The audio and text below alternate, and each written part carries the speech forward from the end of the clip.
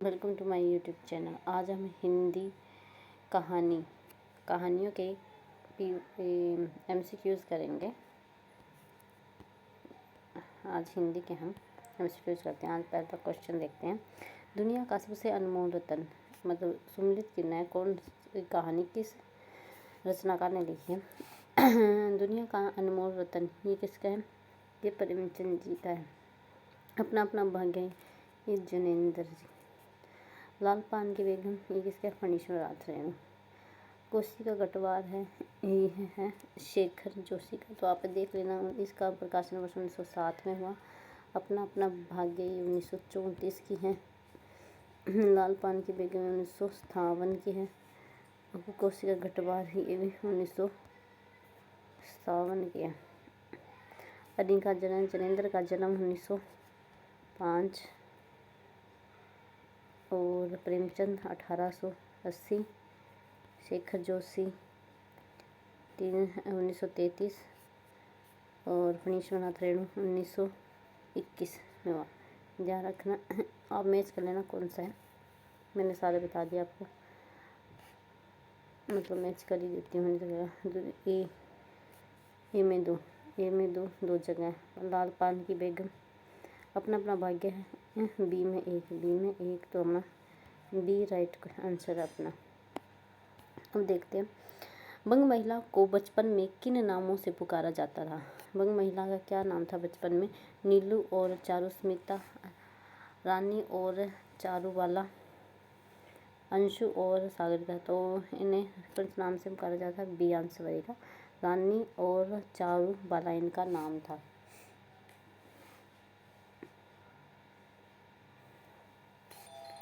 अगला क्वेश्चन देखते हैं।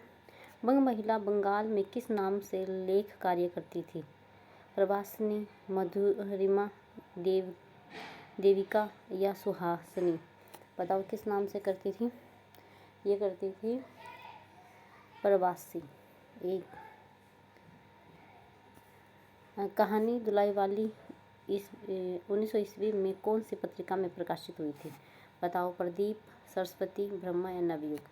तो ये दुलाई वाली है। ये किसकी है? बंग महिला। बंग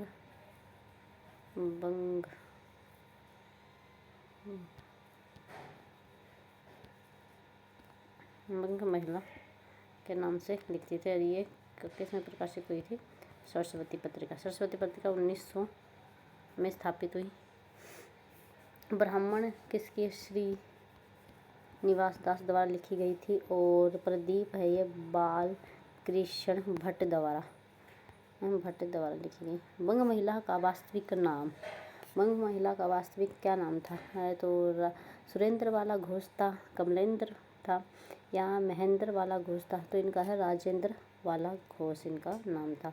बंग महिला के अनुसार किस कमीशन में लोगों की भर्ती करना अथवा अपनी इकाई मिशन का प्रचार प्रसार कर भारतीयों को बलपूर्वक ईसाई धर्म में सम्मिलित करना किसे अच्छा लगता था?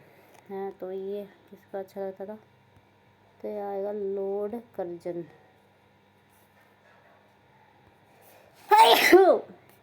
ओहो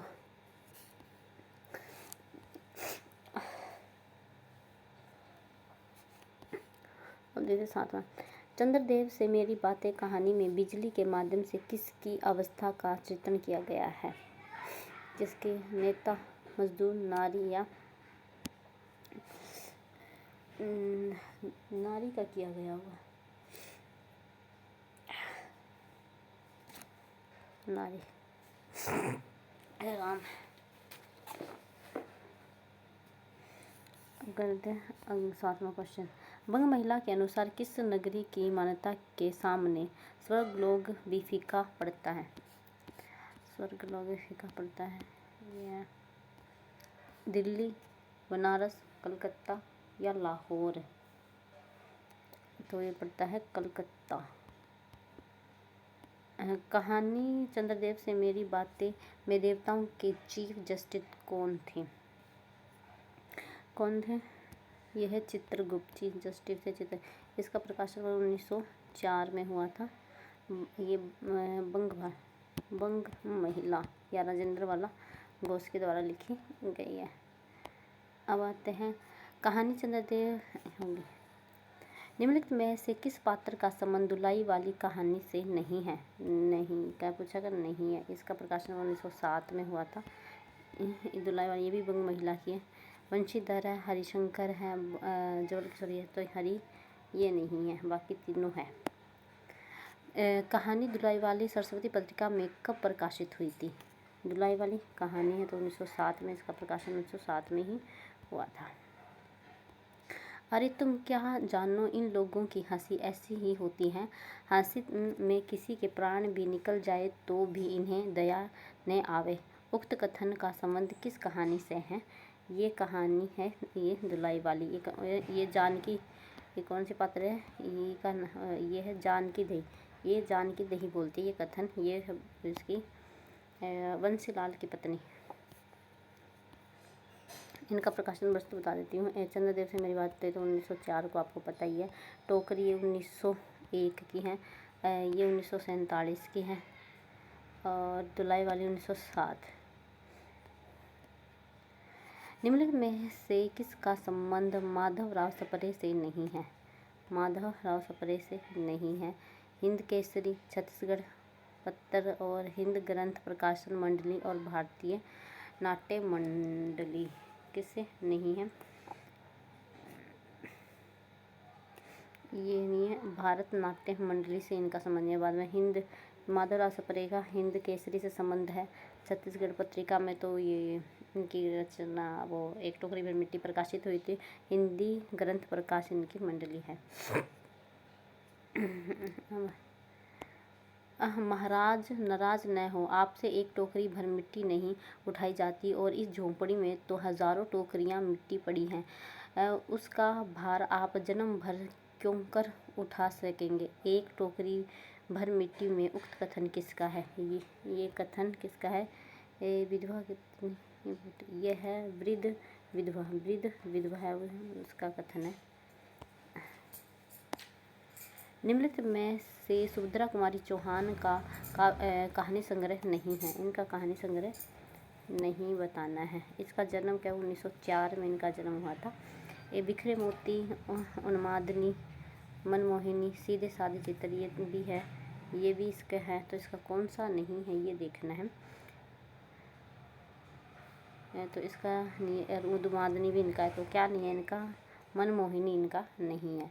बिखरे मोती, मोदनी और सारे सिद्ध ये है सुभद्रा कुमारी चौहान के हैं। सुभद्रा कुमारी चौहान की जीवनी मिला तेज से तेज की लेखिका कौन है? मिला तेज से तेज की लेखिका है कौन है? सुधा चौहान है। सुधा चौहान है।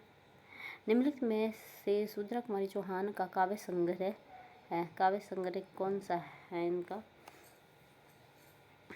इनका काव्य संग्रह त्रिधारा। ज़्यादा एक्सप्लेन करूँगे तो क्लास बहुत लंबी हो जाएगी, तो जल्दी जल्दी करते हैं आप। राही कहानी की अनीता का परिचय है। गरीबी महिला अनीता घर से उपेक्षित है, समाज सुधारक है या चरित्रहीन है? तो क्या है? समाज सुधारक है अनीता। तुमने चोरी क्यों की? मजदूरी करती तब भी तो दिन भर में 3-4 आने पैसे मिल जाते। अनीता का ये कथन राही के प्रति। राही किस जाति की है? जाति ये मांगोरी जाति। कौन सी जाति की है राही? मांगोरी जाति की है राही। एक पात्र है, इससे कहती है। जेल आकर ही हम कौन सा बड़ा त्याग कर देते हैं। जेल में हम कौन सा कष्ट से रहता है, सिवा इसके कि हमारे माथे पर नेतृत्व की सील लग जाती है। उक्त कथन का संबंध किस रचना से है? ये है राही से। आपको तो पता चल गया है राही। इसका प्रकाशन 1947 का है, 4/7, और ये 1901।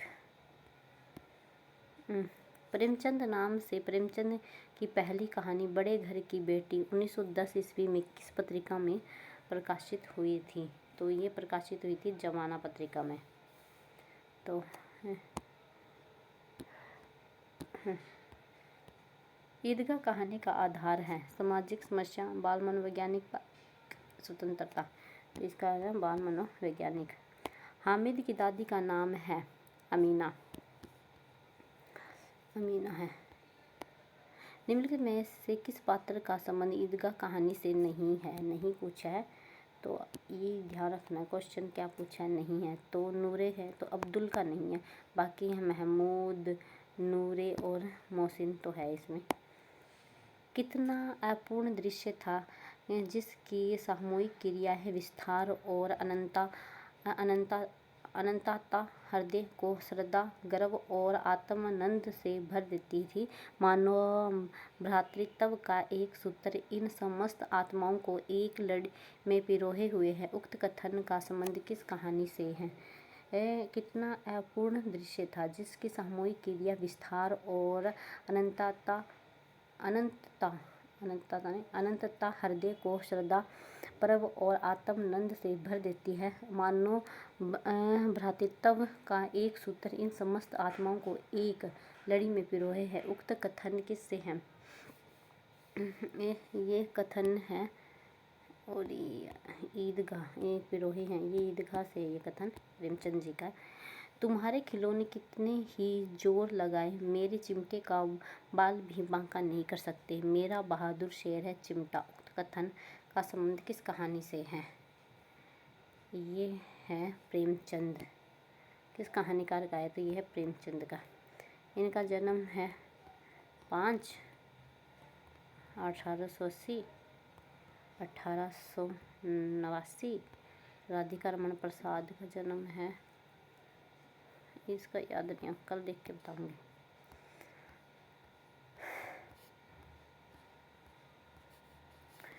दुनिया का सबसे अनमोल रत्न कहानी की नायिका है दिलफरेब, दिल को फरेब से लूटने वाला दिलफरेब। इसका प्रकाशन वर्ष 1907 में ही है। दुनिया का अनमोल 1907। अरे बाबू। दुनिया का सबसे अनमोल रत्न कहानी में किसके सच्चे प्रेम को आधार बनाकर भारत देश की वीर सिपाहियों की वीरता और जज्बे को दिखाया गया है? दिलफिगार। दुनिया का सबसे अनमोल रत्न का वह पात्र जो हत्यारा कैदी है जिसे फांसी दी जा रही है, कौन है? काला चोर।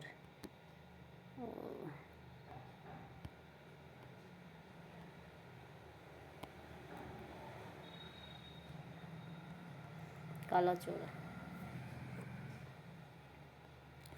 अगर तू सच्चा प्रेमी है तो आ और दुनिया की सबसे अनमोल चीज़ लेकर मेरे दरबार में आ। उस कथन किसका है? दिलफरेब का, रानी दिलफरेब। दुनिया का सबसे अनमोल रत्न के अनुसार दुनिया की सबसे अनमोल चीज़ क्या है? बदनसीब काला चोर का फांसी से उतरना, चंदन की चिता पर युवती का सती होना, मुनीर शामी को हातिम या मददगार मिल जाना, या खून का वह आखिरी कतरा जो वतन की हिफाजत में काम आए। तो ये है 1913 ईस्वी में कहानी कानों में कंगना किस पत्रिका में प्रकाशित हुई थी? 1913 में यह हिंदू पत्रिका। कहानी एक कानों में कंगना में किरण के पति का नाम है नरेंद्र।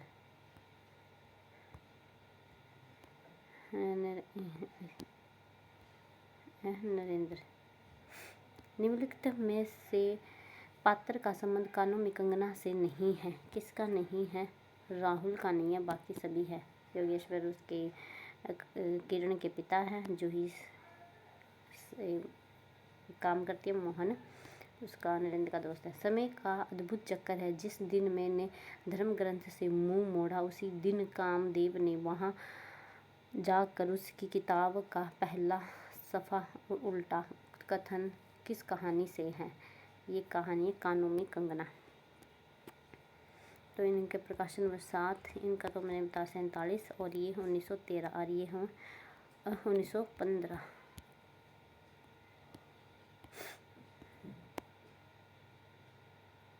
चंद्र शर्मा गुलेरी में समालोचक पत्र का संपादन भार कब संभाला? समालोचक पत्र भार कहाँ संभाला? ये संभाला 1902। में चंद्रशर्मा गुलेरी ने। इनका जन्म है 1883। उसने कहा था कहानी 1915 में कौन सी पत्रिका में प्रकाशित हुई थी? कौन सी पत्रिका में? ये सरस्वती पत्रिका में प्रकाशित 1900 में स्थापित हुई थी। निम्नलिखित में से किस पात्र का संबंध उसने कहा था कहानी से नहीं है? तो नहीं पूछा है तो वजीरा, ओदा सिंह, कीरत सिंह, तो हजारा सिंह। तो किसका नहीं है? वजीरा सिंह। हजारा सिंह भी है, वजीरा सिंह भी है, बोधा सिंह भी है, कीरत सिंह है। ये तो चारों ही हैं, इनको क्वेश्चन गलत है। हजारा सिंह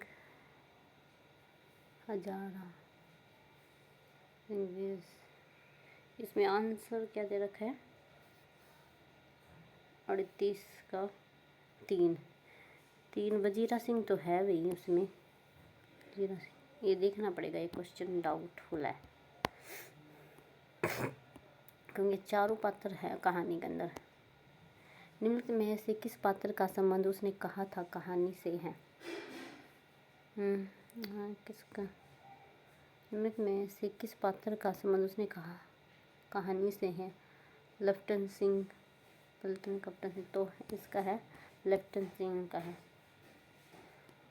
तेरी कुड़माई हो गई वाक्य में कुड़माई शब्द का अर्थ है सगाई होना। लहना सिंह कौन से नंबर की सिख राइफल का जिम्मेदार था? 77 राइफल नंबर 77 का था।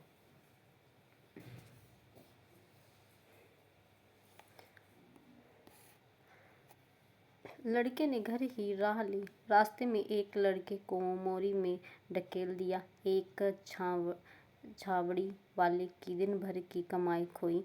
एक कुत्ते पर पत्थर मारा और एक गोभी वाले के ठेले में दूध उड़ेल दिया। उक्त कथन का संबंध किस कहानी से उसने कहा था कहानी से? बड़े बड़े शहरों के इक्के गाड़ी वालों की जवान के कोड़ों से जिनकी पीठ छिल गई है और कान पक गए हैं, उसने हमारी प्रार्थना है कि अमृतसर के बाम्बू काट वालों की बोली का मरहम लगाएं। उक्त कथन का संबंध किससे है? ये भी है चंद्रशर्मा गुलेरी।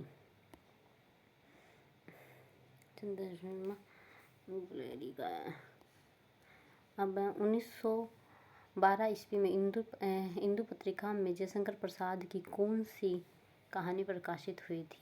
ये ग्राम में 1912। ये 12 है ही, बुक में 1911 दे रखा है। निम्नलिखित में से जयशंकर प्रसाद की कहानी नहीं है। जयशंकर प्रसाद की कौन सी कहानी नहीं है? गुंडा है, बड़ा जादूगर, पुरस्कार, इंद्रजाल। तो 3 नहीं है, तो बड़ा जादूगर नहीं है, ये प्रेमचंद की मिलेगी। आकाशदीप कहानी के संदर्भ में सम्मिलित कीजिए। आकाशदीप कहानी का प्रकाशन 1928 है और कहीं कहीं 1929 में मिलता है। तो सम्मिलित करने चंपा क्या नायिका है, बुद्धगुप्त नायक है और जया दासियाँ और मणिकर्णिका खलनायक है। तो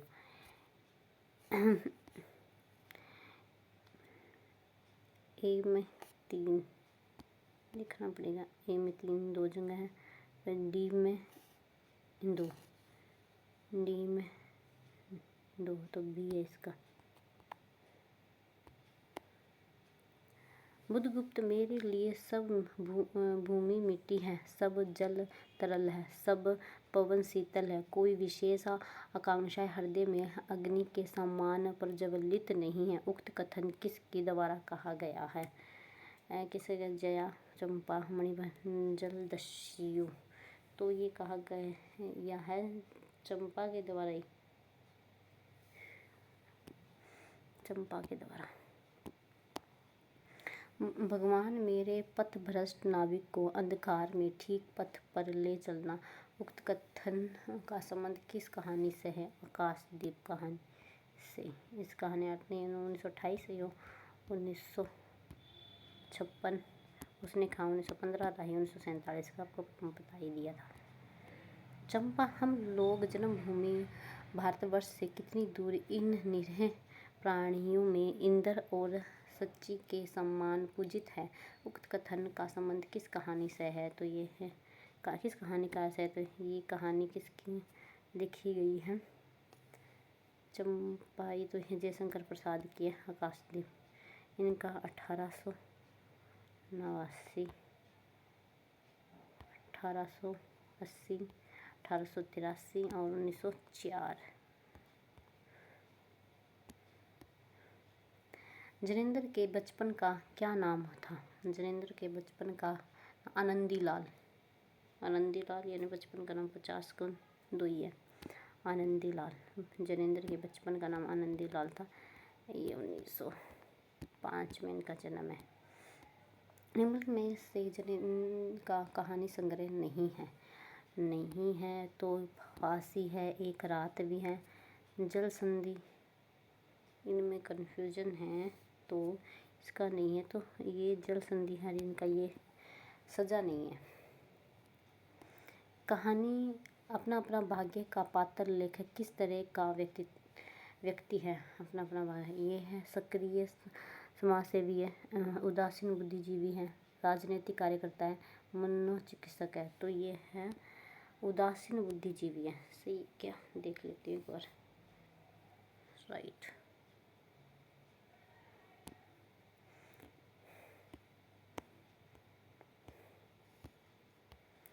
कहानी अपना अपना भाग्य के पात्र बालक दूसरे दिन लेखक के होटल नहीं पहुंच पाया था क्योंकि वह अपने गांव चला गया, अपने मित्र के साथ चला गया था। वह जाना नहीं चाहता था, वह मर गया था। तो क्या गया? वो मर गया था।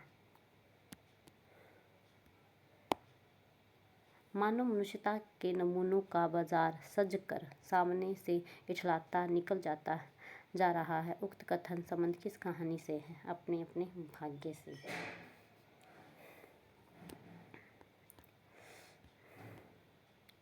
हमारी भारत की कुल लक्ष्मी सड़क के बिल्कुल किनारे दामन बचाती साड़ी की कई तहों में सिमट कर लोक लाज, स्त्रीत्व और भारतीय गरिमा के आदर्श को अपने परिवेष्टों में छिपा कर सहमी सहमी धरती में आंखें गाड़े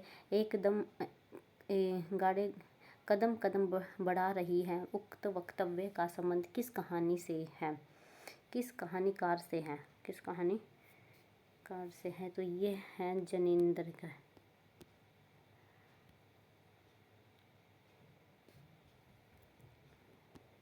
अपने अपने भाग्य से है। हमारी भारत की कुल लक्ष्मियाँ जो वहाँ से गुजरता था। फणीश्वर नाथ रेणु की वह कहानी जिसे हमारे गए गुलफाम के नाम से भी जाना जाता है, बताओ कौन सी कहानी है? तो यह है तीसरी कसम हमारे गए गुलफाम। अरे किसके? रेणु जी की है। 56 पंचलाइट भी है मध्यराज की और लाल पानी की 1957 में। रेणु की कहानी तीसरी कसम के आधार पर राज कपूर और वहीदा रहमान को लेकर किसने फिल्म बनाई है? ये बनाई है शैलेंद्र ने। निम्नलिखित में से किस पात्र का संबंध तीसरी कसम से नहीं है? तो चिल्कुदास का नहीं है, बाकी तीनों का है। हीरामन ने दूसरी कसम क्या खाई थी कि वह अपनी गाड़ी में क्या नहीं ला देगा? बांस। पहला चोरी बांस, फिर नौटंकी कंपनी।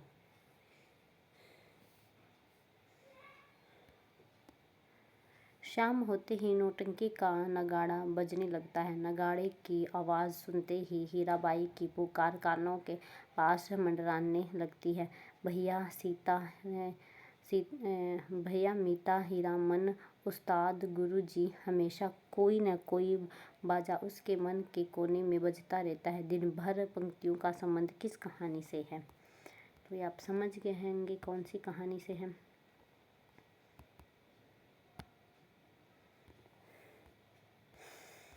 तीसरी कसम, उफ, मारे गई गुल्फाम।